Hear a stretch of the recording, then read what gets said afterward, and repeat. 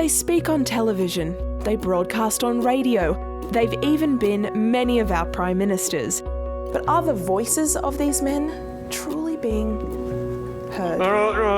Prominent Conservatives feel they're being silenced by the cultural lefty PC police. How? The oppressive regime of political correctness. We are living increasingly, folks, in a totalitarian state. We're walking into this absurd area where men aren't allowed to have safe spaces. I need a holiday from political correctness. Today, these victims have courageously come out of hiding to gather at the launch of Kevin Donnelly's new book, How Political Correctness is Destroying Australia. People are starting to think it's gone too far.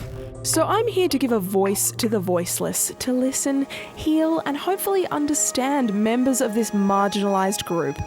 Welcome to my safe space.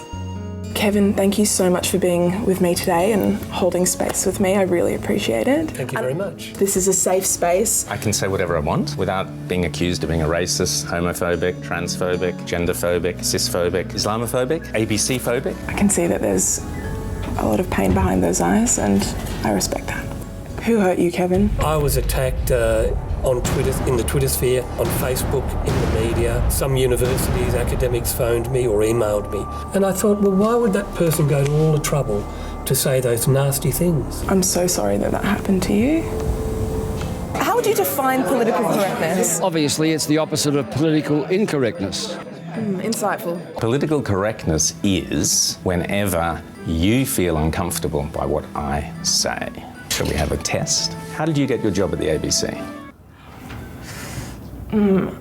So presumably, because they were looking for women, they said, there's a woman, let's get her on. Is that why you got your job? That it's because you were a woman? Sad. I was thrilled my safe space was working and allowing men like Rowan to share. As a conservative white male, I feel A little disturbed. But I could say that in the safe space, reveal that inner doubt feeling. multiculturalism. Complete nuisance to our society. Asians. I've got a cousin who's Asian. Clementine Ford. An extreme feminist with a very foul mouth. Homosexuals. I've got a gardener who's homosexual. The cultural left makes me feel... a bit embarrassed, ashamed. Okay, slow breath in. And out. Why don't we do a role play where you are the fright... lefty? Yeah, you are the fright bat political left and I'm conservative commentator. Love it. Okay? Okay.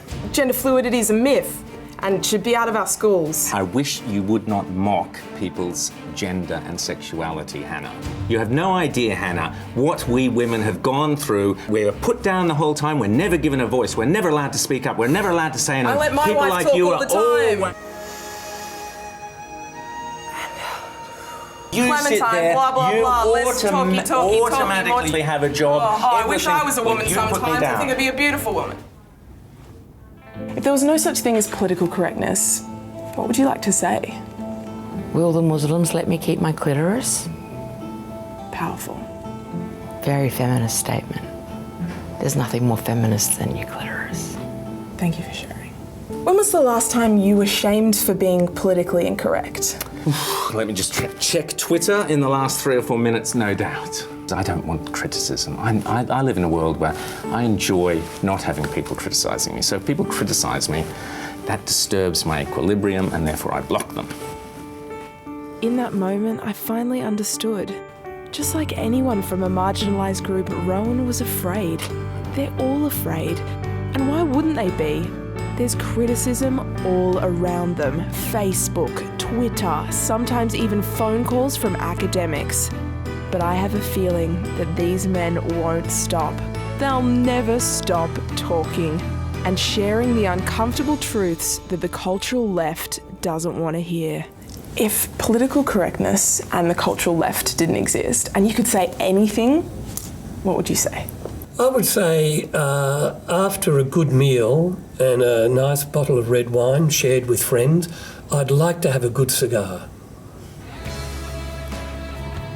And it's impossible in Melbourne, I think impossible in Sydney now, if you go out to a restaurant, to find a cigar bar anywhere. Wow. Thank you.